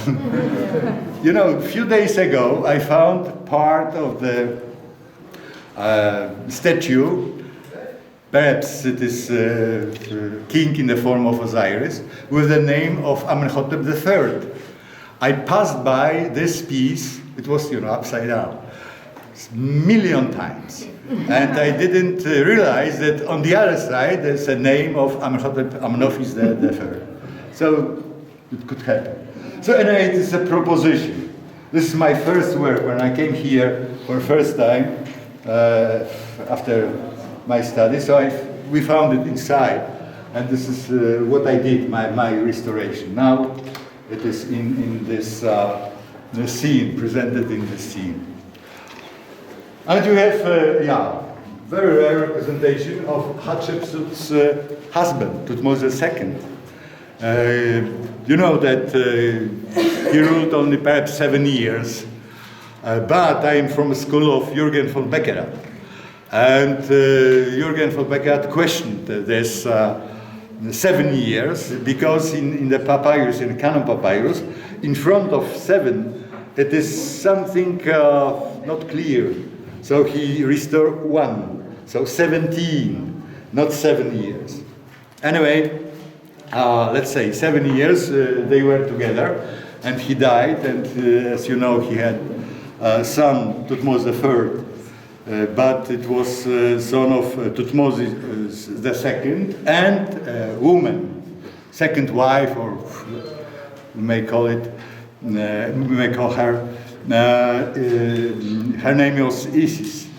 Anyway, it was Thutmose III was son of Thutmose II, so he was coronated after the death of his father, and Hatshepsut should help this young boy, perhaps 7 years old or 6 years old, but she was not Hatshepsut. Never. At the beginning, she started to think how to be king of Egypt. And after 7 years of this, let's say, co-regency, she decided to be king of Egypt. We have coronation portico, you pass by, and paradoxal situation. We have 2 kings in Egypt. 2 kings. It is a co-royalty, not co-regency. Okay. And she... You have regency, but no co-regency. Yes. She was number 1. Always. She was number 1. He was behind. She respected him. You see here, in this scene, he is represented. He is represented here to the right. To the north. Her representation, he decided to destroy. But you see outline of her figure to the left, yeah? So to the right Thutmose III, to the left Hatshepsut, destroyed with chisel. This is good that they destroyed it with chisel, not with hammer, because it is clearly visible. And when you put light from down, so her figure is clearly visible. So we may say we bring the temple to the queen, to Hatshepsut, because after cleaning, after conservation, after restoration in some way, so Hatshepsut, comes back to her temple. And you know, of course, that he decided to remove her names, to remove her representation 20 years after her disappearance. I use this term, she disappearance, because you don't know, she died, she was murdered, or maybe Thutmose III sent her to new built harem in Fayum Oasis. And maybe it was because of Hatshepsut being there, still living. So he waited 20 years. It was political decision, not emotional. You know, it is.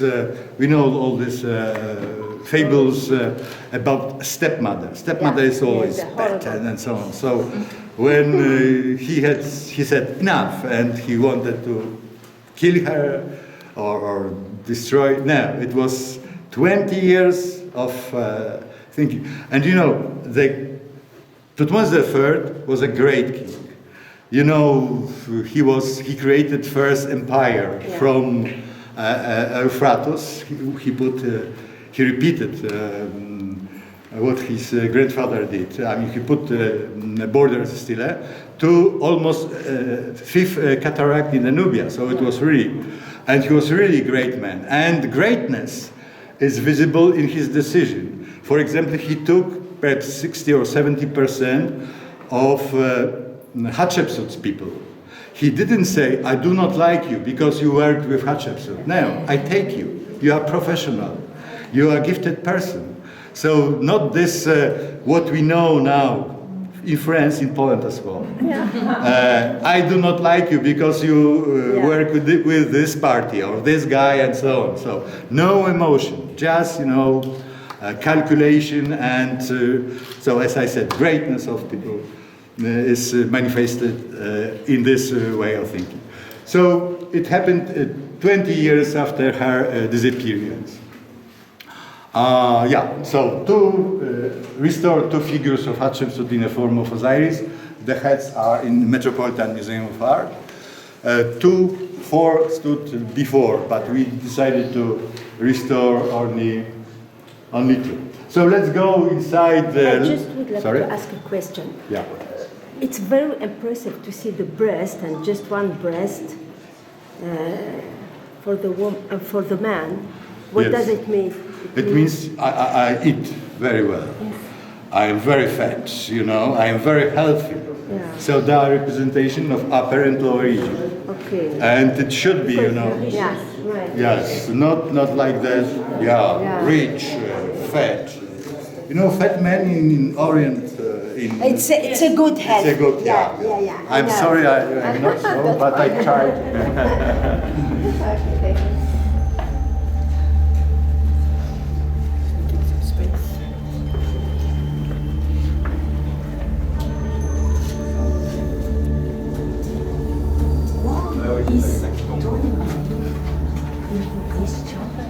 So, before, it was a small chapel like this one here. Yes. And they destroyed this chapel and made larger sanctuary for 2 gods, Imhotep and Amenhotep, son of Hapu.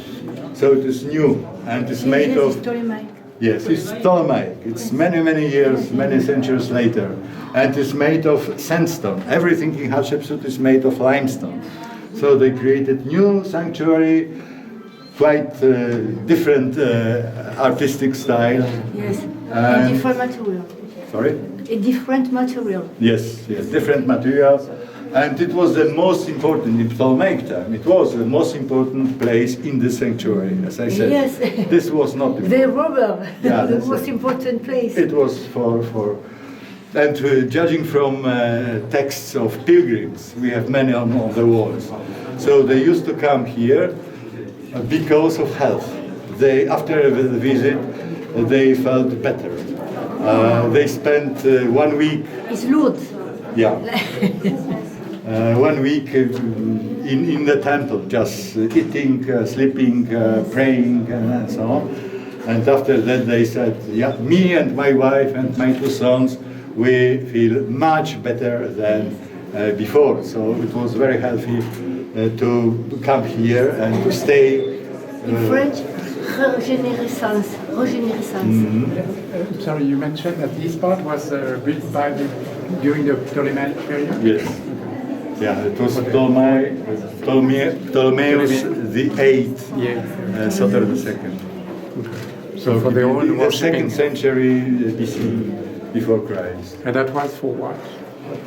Yeah, so it was for 2 gods, 2 very good scientists, architects, physicians, people of Renaissance, knowing a lot. One of them, Imhotep, he created the first stone structure in Saqqara. He built a pyramid and temple enclosure with houses for Djoser, for the king of the 3rd dynasty. And it was his revolutionary idea. He said, no mud brick, no wood, no organic material, stone. So he changed this, for the first time in the history of the world, when we have half kilometer long, 250 meters wide complex built of stone. And in Ptolemaic time he was deified, he became God. And this is why.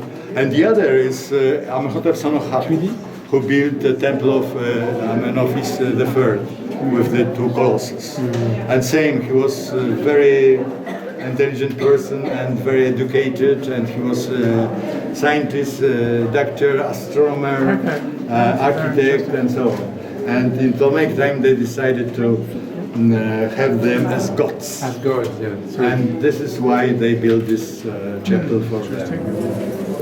And here in this room we have a statue is not here. And we have representation of the statue here, here, here.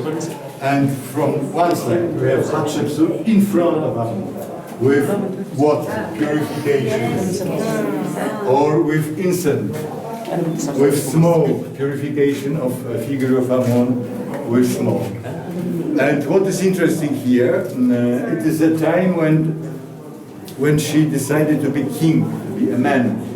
So you see, typical for Egyptian art, necked parts of Thutmose III are painted red. Yeah.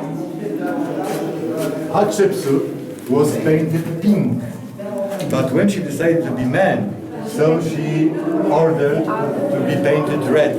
We have 2 layers of red. And she changed her gender, I may say. For example, here you have Sat. It means daughter of Ra. She decided to destroy this, and you have son of Ra. So she started to speak about herself, and not about a woman, but about she's a king, she's a man, painted red, saying about herself, son of Ra, and her name is here, destroyed, then restored, but yeah, so it is very important place, and she created 2 windows, lunets, one here and one here. And it was to bring sunlight to the statue, inside the statue which stood in this small, now doesn't exist. It doesn't exist, but before it was a small sanctuary with a statue of Amun.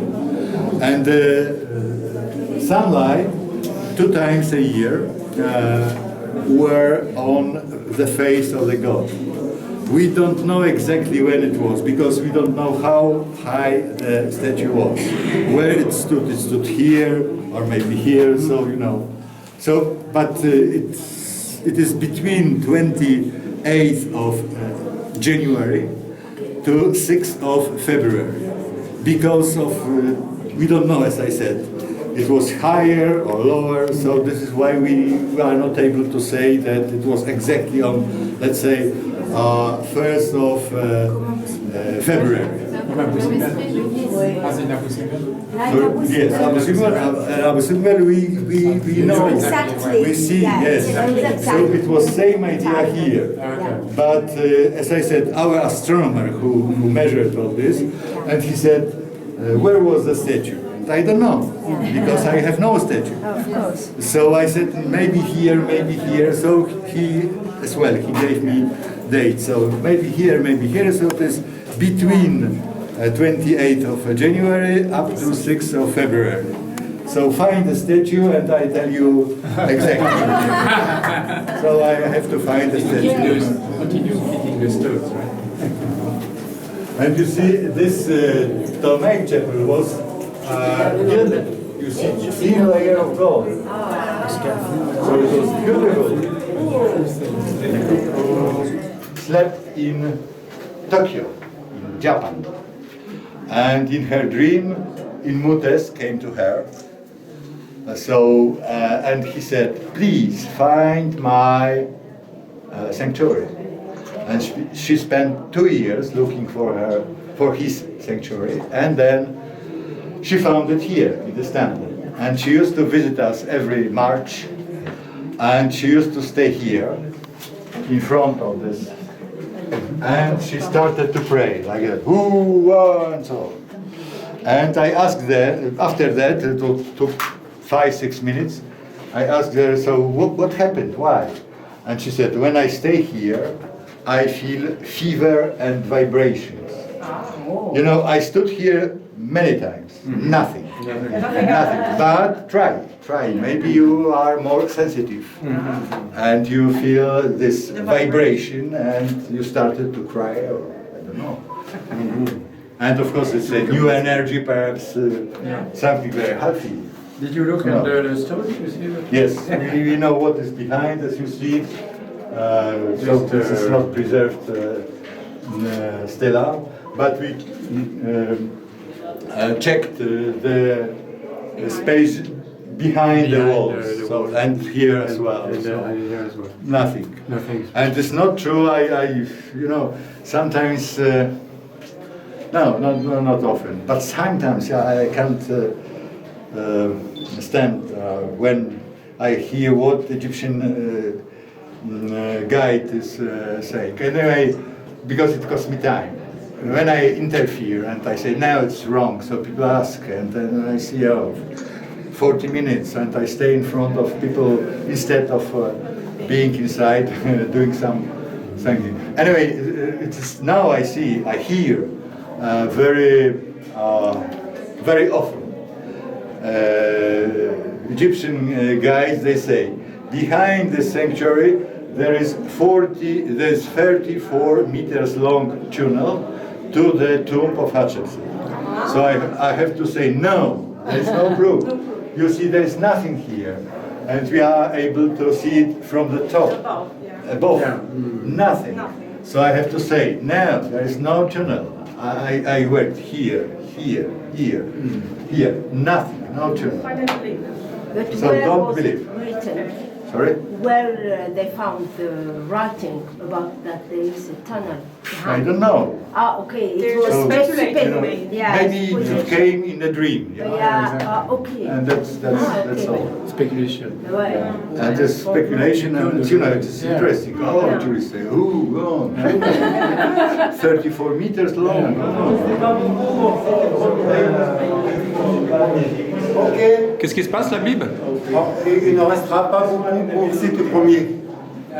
Ah non, pas dans ma bouche.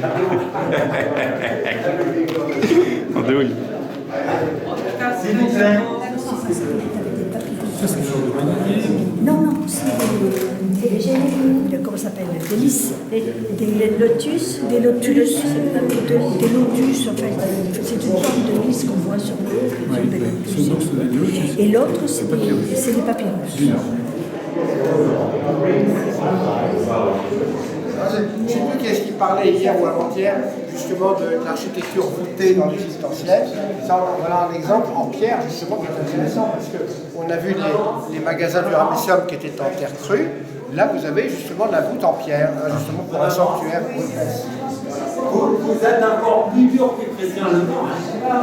Alors, ce qu'il y a, c'est que il est midi moins le quart, il nous reste encore assez peu de temps si on doit aller à cette épreuve. Voilà, mais c'est ce que j'ai dit. En tout cas, c'était important que vous puissiez avoir quand même les informations du professeur Stravinsky. لازم اكون معكم عارفه ليه؟ عشان كل مفتاح متشكر قوي. انا بس مش فاهم ولا في مفتاح طبعا فلوس ولا لا؟ فلوس عشان مفتاح Non, mais enfin, Stravinsky, on peut aller voir peut-être Anubis. Anubis. Bien sûr, absolument. Tu vas me dire. اوبن ولا لا يا دكتور؟ There will be one more interesting place to see, because Professor Leblanc said yes, okay. اوكي give permission. Give permission. Vous pourrez aller voir la chapelle d'Anubis.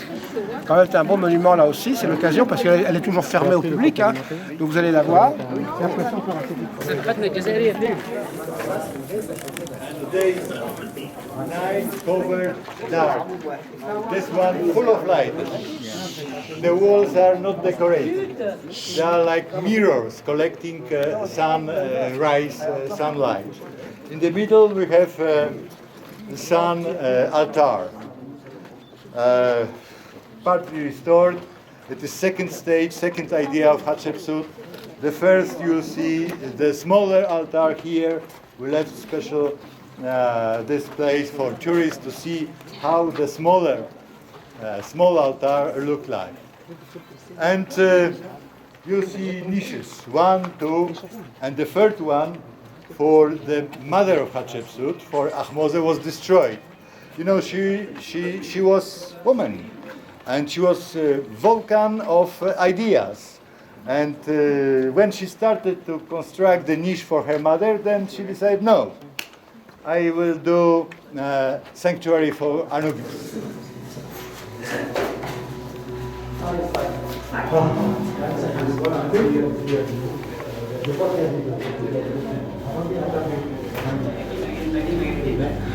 So you see an example of a very good school, artistic school from time of Hatshepsut. She took care of artists. She supported them. She created schools, and you see the futures of the hieroglyphs, yeah. And it's well preserved because it was covered centuries with rubbish falling down from the rock, from the mountain. And Copts were not able to go inside to make fire, so we are lucky to have it. The chapel itself is separated from the rock, so it is the empty space behind, so there's no pressure on the walls. And you see figures of gods here, Amun-Re, destroyed in Amarnatine. Figure of Hatshepsut destroyed by Thutmose I. Here we have Anubis, Imyut, destroyed in Amarnatine. Hatshepsut destroyed by Thutmose I, and many other gods, Osiris and so on. And what is interesting, this chapel was with some idea. Inside this chapel, I have no torch that I left inside the room. So we have representation of Thutmose I, her father, and her mother, and his mother, I mean mother of Thutmose I, Sensenet. On the other side, we had a figure of King Hatshepsut, also with his mother, so Yahmes. So the idea of Hatshepsut was to show king of Egypt with mother, not father.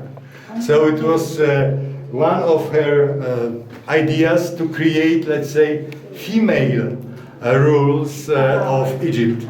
She prepared her path for Neferuren, to be woman king of Egypt. She was woman king of Egypt, and her daughter as well. But it doesn't happen. Yes, please. Yes. We must change.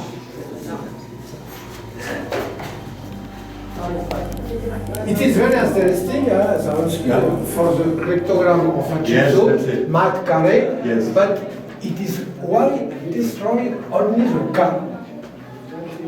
Christian. Yeah, so it is Mat Ka.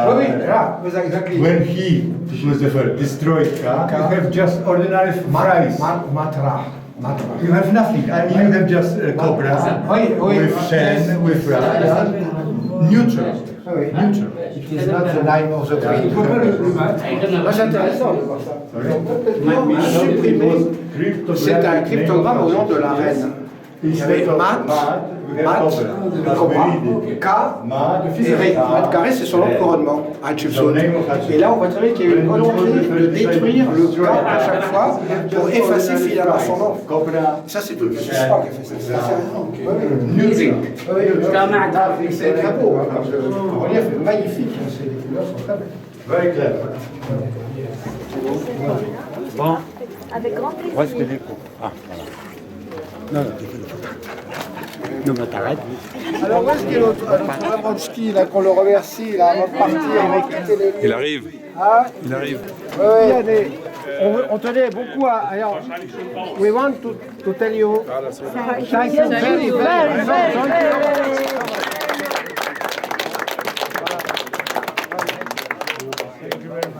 And I hope to see you in Malgata with Sayed, inshallah. Huh? We can take lunch, inshallah, one day during the mission. Huh? Okay? Bye bye. Thank you very much. Au revoir. Bienvenue. C'est qui est curieux, voyez-vous, on est à Deir el-Bahri, dans un temple de millionnaires. Il n'y a pas quelque chose qui vous étonne ici? We have 2 kings in Egypt.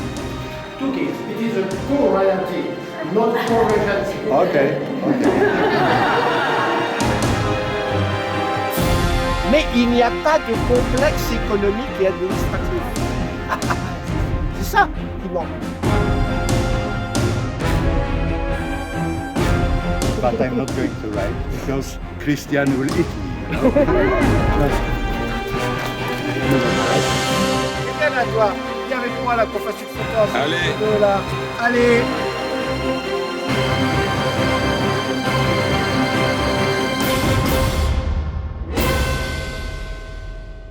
Un petit peu. Hein? T'as fêté le son? Un petit shoot, tu le sais? Hein? Est-ce que tu sais qui était à Chipsout? T'as oublié. Oh! Ça commence bien, hein? Ça fait longtemps que j'ai pas fait de visite aussi. Voilà? Ah bon?